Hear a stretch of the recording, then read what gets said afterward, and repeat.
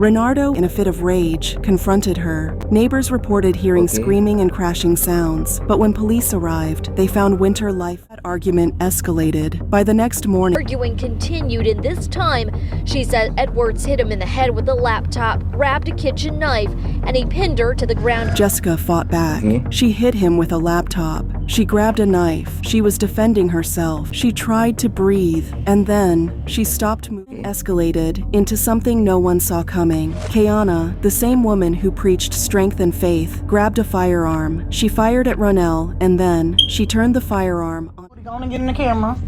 Yeah, this is for Keisha, because you clearly ain't learned your lesson the first time. Tell her what the I said. I can't focus. Louder. I can't with you no more. Cause what? You messing up my family. Now. How can someone pretend that they didn't know what was going on with her, and all this time they knew what the heck was going on? Like, you must have played it out real good for thinking nobody was gonna come out and do nothing. We didn't see any signs, no signals. It wasn't like she was coming around us with... Wait. Y'all ain't seen no signs, no nothing. So, it gotta be something. Cause she diss talks it. It gotta be something if she diss talks it. Or anything like that. So there was none of that. Making the murder a shock. It is definitely a betrayal. You ever scroll through TikTok and see those couples who seem too perfect? Take Winter Straw. When you scroll through TikTok, you see a couple that's so perfect that you think their life is everything. You think they have the happiest life ever, and that there's nothing wrong with their life that they just don't want to see and on camera. On the outside, her relationship looked fun, even sweet, but behind the scenes, it was full of control, manipulation, and violence, until it ended in murder. Then there's Jessica Edwards. She was a new mom trying to find her balance, but instead of support, she faced resentment that turned into something much worse. And Kayana and Ronald Burns, a TikTok-famous power couple who built a whole brand on success and family values. But behind the scenes, their marriage was falling apart under financial pressure, emotional turmoil, and ultimately, a shocking murder-suicide. 3 couples, 3 relationships that played out in front of millions, and 3 stories that prove couple. Dang, so you're saying it's not just one couple story, but 3 couple story that end up killing? Wow. Like, did they go and actually hurt each other? About 6 o'clock on Sunday night near the 700 block. They killed Winter Straw was just 25 years old, a bright and bubbly young woman with dreams that stretched beyond TikTok. She had a devoted family and a passion for helping people. Because of her passion for helping people, she decided to become a lawyer. She was a good friend, good sister, great daughter. All around just a good person, a rising star. A rising star. If you met her, you loved her. And if you never met her, you wished you had. And her mother said, behind camera, people can be so good and everything. But when they around the camera, they can be good. Not. But in this situation, she probably a good person. Planning to go to law school. But while she worked towards that, she became an influencer who had a growing presence on TikTok. She shared dance videos, beauty tips, and snapshots of her seemingly picture-perfect relationship with Renardo Johnson. It seemed like who was interested first? Who said I love you first? Who's more protective? Who cleans more? Who eats the most? Who spends the most money? Who is most likely to start an argument? Who falls asleep first? Who is more annoying? Who loves the hardest? But behind the filters and the viral clips, their love was anything but healthy. And eventually, those dreams she had were cut short by the same man who claimed to love her. There's no warning signs. You know, which is the hard part about it. She was just a beautiful spirit that, didn't deserve Nothing. Winter met Renardo when she was just a teenager. Their relationship was intense from the start, full of passion, but also constant fighting. According to Winter's friends, Winter often posted cryptic messages about love and heartbreak, but they didn't fully understand what was going on behind the scenes because in front of the camera, Winter's boyfriend, Renardo Johnson, seemed like the perfect partner. He seemed devoted to his wife, even to the point of hoping online to tell other girls that were in his DMs to back off because they were messing with his family. Little dookie booty, go on and get in the camera. Yeah, this is for Keisha because you clearly ain't learned your lesson the first time. Tell her what the I said. Louder. I can't with you no more. Cause what? You messing up my family. Now.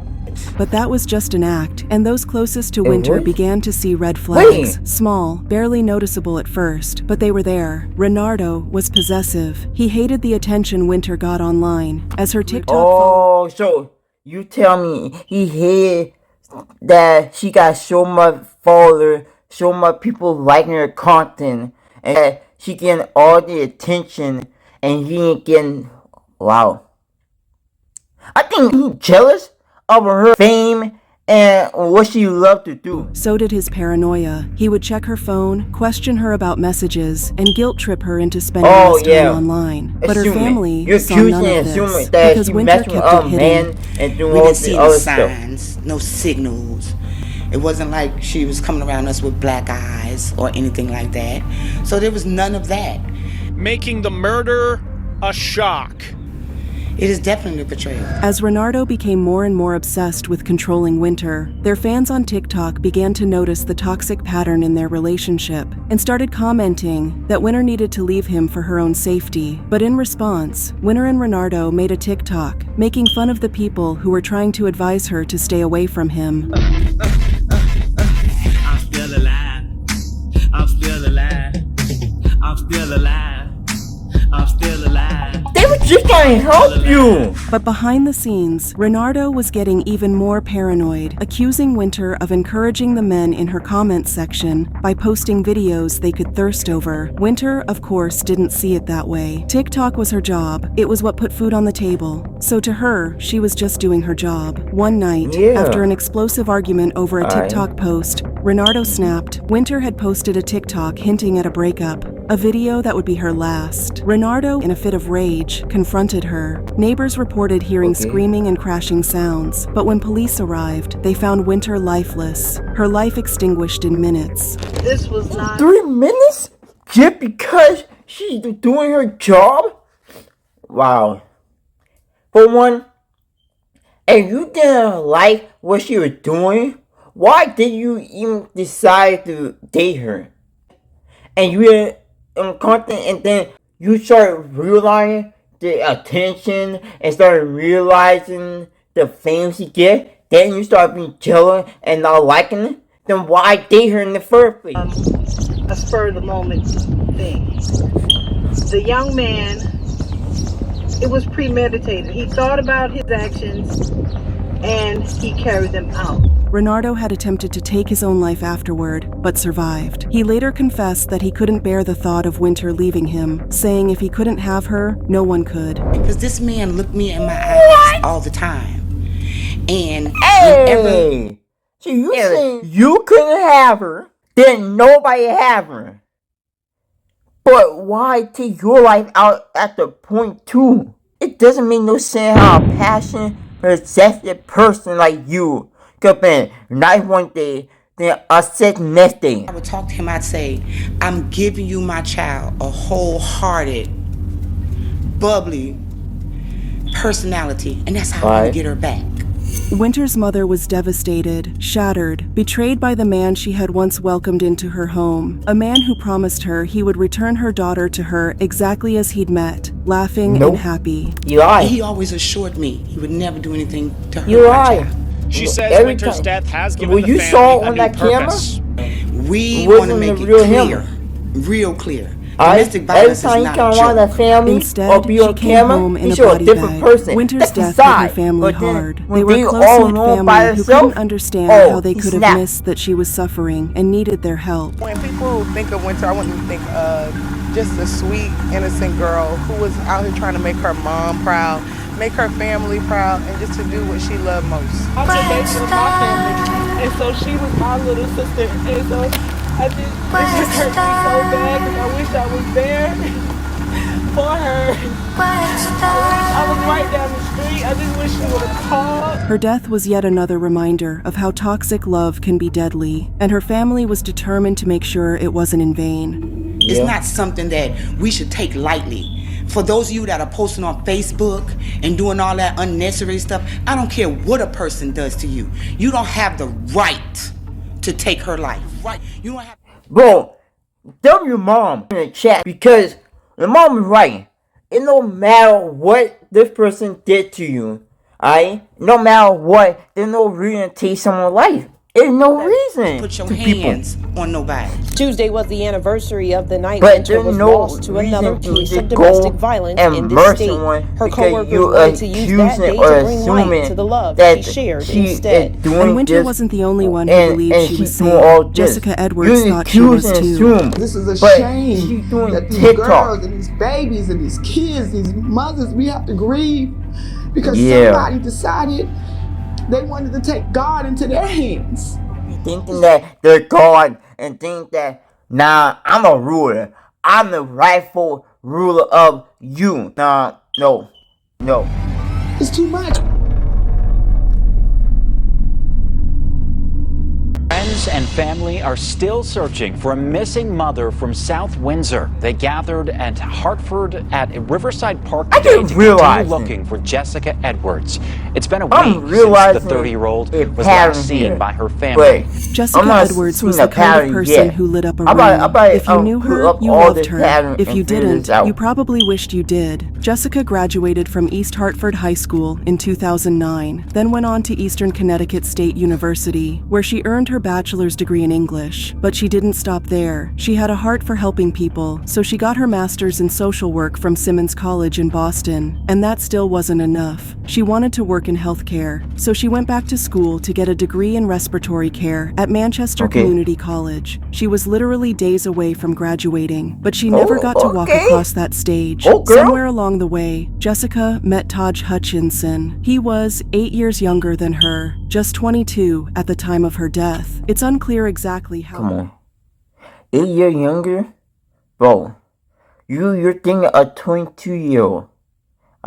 You're dating someone that probably still living with his mom, dad, and probably got nothing in his life ahead of himself. But he don't look like the type of dude that probably gonna do. They got married, had a baby, and started a life together. Now, to the outside world, they looked like your average young couple, balancing work, school, and parenthood. But behind closed doors, it was a different story. South Windsor police are working with state and federal authorities to try to track her down. I'll be meeting with the town manager and police chief tomorrow, and we're going to look at all the resources that we have to try to help in this effort to bring Jessica home safely. On May 10th, 2021, Jessica vanished. If you know anything about Jessica's whereabouts, call police. Her husband, Taj, went on social media and played the role of the worried husband. He posted emotional there's no way that she get missing that quick. And then you go on social media and say, man, hey, y'all pray. Like, I'm sad that I gotta post it, but I can't do it. Like, I lost the love of my life and everything is gone. Shut the It's another lonely and worrisome night without you, my love. Son, and I miss you so much. I don't have an appetite to eat or sleep knowing that you aren't here with me. Every time I came home, you were always there taking care of our beautiful son that we created. Whenever I was down, you always lifted me up. I've never even been so many days without you. My heart is broken right now, shattered, and my emotions all mixed up. Please, please, please, wherever you are, come back safely. He wanted people to believe that Jessica had just walked away, that she left her baby, her family, and her entire life behind. I love you and need you so much, and our son worries about you too. I feel like he barely wants to eat. Please, I love you so much. But her family, they weren't buying it. Something wasn't right. New documents just released on the death of Jessica Edwards. Today, her husband will head to court charged in her death. Turns out, Jessica had argued with Taj the night before Mother's Day. It was over a gift, a pair of guinea pigs that Taj had bought for her. In the arrest warrant, it states the day before Mother's Day, Hutchinson bought Edwards guinea pigs as a gift and she was angry about it. On Mother's Day, their argument led to a physical confrontation. Now, was she upset? Did she start the argument or an animal that probably wasn't too fishy? Or did he start it? Either way, it had to be some type of way for him to pull a weapon out on her. Because she hated guinea pigs? Maybe. But what really mattered was how that argument escalated. By the next morning, the fight turned physical. According to police, he said he pushed her, which caused her ear to bleed.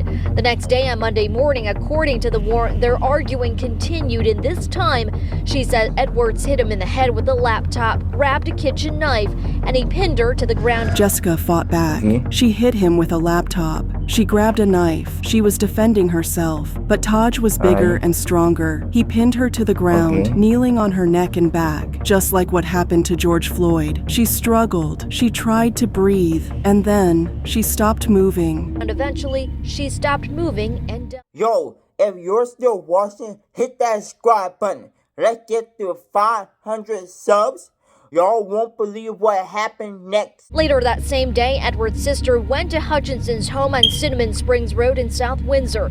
Police say she told them she saw in the trunk of his Jeep what appeared to be a blanket covering a Taj body. left her there, lying on the floor, for hours while their 7-month-old baby was in the house. He wrapped her body in a blanket, put her in the trunk of his Jeep, and drove her to a remote wooded area in East Hartford, where he dumped her like trash. And while everyone was searching for Jessica, crying, posting her face all over social media, Taj was out here acting like nothing happened, even when Jessica's showed up at his house demanding answers. He played dumb until she saw something inside his trunk. As she demanded him to open up the trunk, Hutchinson sped off.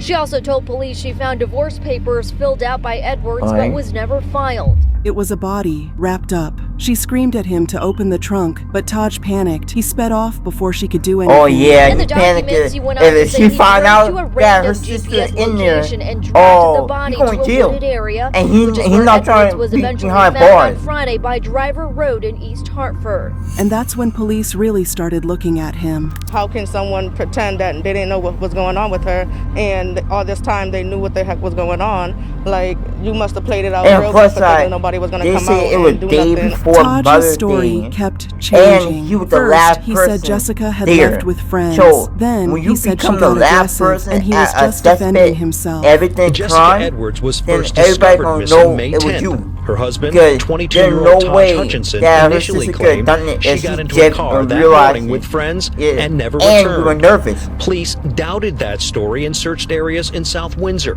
Manchester, and East Hartford, finally finding her body in a wooded East Hartford area May 21st. Hutchinson was arrested that evening. Jessica's body was found 11 days later, and Taj was arrested. He was charged with manslaughter at first, but the truth was clear. He murdered his wife, and after months of investigation, his charge was upgraded to murder. He later confessed to having a physical altercation that led to Edwards' death. Now, after months of investigation, the initial charge of manslaughter has been upgraded to murder. Jessica's mother was heartbroken. No one should have to go through something like this. Yeah. Nobody should. And let's not forget, Jessica and Taji's child lost both parents that day. One to murder, the other to prison. Well, I was happy. I was elated. Finally, something has been. We feel like something. He played that role so good. You started being cheated out. Like, he played the good guy role so good that you probably couldn't even tell and ruined her whole life. That should have been the charge from the beginning. So I believe they gathered enough evidence just to make sure that their case was going to be solid. In November 2024, Taji stood before a judge and received his sentence, 27 years in prison. For some, it was justice. For others, it wasn't nearly enough. Because the truth is, Jessica should still be here. She should be raising her son, building her career, living her life. Instead, she's another name on the long list of women lost to DV, along with Kierna Burke. The last dude snowing outside, tried to take his own life after he did what he did. This dude ended up trying to hide his wife, and the guy scared and kept her for Kayana 11 and days. Ronald Burns weren't just So, a couple, this they were a dude- brand. They built This their dude already lives looked around like inspiring others, a teaching bad people person. how to be Like, successful look in the entrepreneurs. face. Like Nico back. Hi, I'm Ronald. Look in the face. Y'all see that face right there, right? Y'all can tell that he looked like a criminal. Y'all can tell he looked like somebody that y'all don't want to mess with. And this is my lovely wife, Kiana Burns. Hi. Today we're going to talk to you about entrepreneurship and how it greatly benefited our life. For those that don't know, my husband and myself, we've been entrepreneurs for the last 20 years. And our mission is to bring you guys along to become successful entrepreneurs as well. And in being in business over 20 years, guys, one of the fundamental things that we believe is that you should never spend all of your business time building somebody else's business. Kayana and Ronald weren't just talking about success, they lived it. Originally from St. Louis, Missouri, they built their brand from the ground up. They ran For His Glory Ministries, a faith-based motivational platform, and owned Critique Design's beauty and barber salon, where they helped others build careers. You should be in a position of leverage income where you make money that doesn't require your time. So one of the things that we're going to teach you is, what does the wealthy people understand that the poor people don't? They understand how to make money without their touch. We've been taught to go to school, get a great education, graduate, and get a good job. How about go to school, get an education if you choose to, and go own the business where your money doesn't require your touch, because you only have 24 hours in a day. For over 20 years, I agree they were with that. business partners in everything: love, life, and money. But in 2021, they decided to take a leap. They packed up their lives, moved to Atlanta, Georgia, and planned to expand their empire. To their followers, they looked unstoppable. But in reality, the move wasn't easy. I just felt the need to hop on here for just a moment, not long at all. Alright. And kind of just talk about, you know, life changes. Just a few weeks before the tragedy, Kayana went live on Facebook, and what she said, it hit differently after what happened. She wasn't her usual bubbly self. Instead, she looked drained, exhausted, and on edge. But look, y'all, I'm telling you, if you don't stay prayed up and you don't keep faith, things can swivel in and take you out. At the time, people thought she was just talking. Oh, yeah. That was something right About business struggles. But was she hinting at something deeper? For those that don't know, about 5-6 months ago, my husband and myself, we moved to Atlanta. To Not bad. expand our business. She also admitted that moving to Atlanta had been harder than expected. I'm telling you guys, like, the transition, it wasn't necessarily a smooth one. It wasn't a hard one either, but it was something that we chose to do. And when you come to a new state or city, and you're trying to learn people, and you're trying to learn, you know, the things that they do, and that could be challenging. And coming here with our kids, just us and our kids, you know, it's just us. And then she said something that now feels chilling. And if you don't feel like you're a strong enough individual, some things may take you out. Was she reaching out for help? Was she warning? She probably would reach out for help. Like, when she said something might take you out, and she quote all this stuff that might harm someone, she probably would ask for help. But she trying to say it or in a different meaning so it won't come off as edgy. Or was she already losing control? Honestly, if I'm being totally, perfectly honest, I'm having one right now. And the reason I'm going live is because sometimes you gotta reach out and tell people that you need love. I guess about 7 months ago, something like that, 7 months, 6, 7 months ago, when my wife and myself, we decided we was gonna get a divorce, that we ain't wanna be with each other no more. We was just done with each other. Here's where things get even more complicated. Around 6 months before the murder, Ronell revealed something shocking. He and Kayana had actually planned to get a divorce. She was tired of me, I was tired of her. We was gonna go on about our business. And as we sat in the truck and we said, hey, you know what, if we're gonna get a divorce, let's be civil. You know, we got kids, we got businesses. We said, well, let's just sit down and just talk about how this all gonna work out. Meaning from a business aspect. They literally wrote everything down. Who would take what, how the businesses would be split. How we was gonna divide the business. And she go her way and I go my way, but we didn't want to compromise and jeopardize everybody else's future because we was tripping. Let's not destroy our businesses. Let's not tear each other's name down. Let's not do none of that because there's kids, there's family members. But then they changed their minds. By the time the night had reached us, God had changed our heart.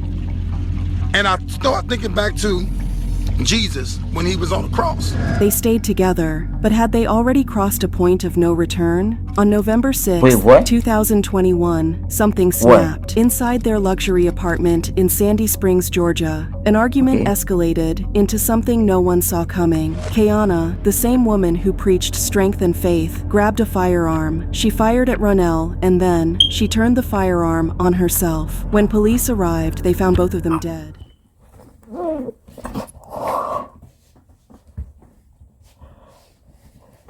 What? Yo. How did it turn this dark? Alright. It turned even dark than the last two.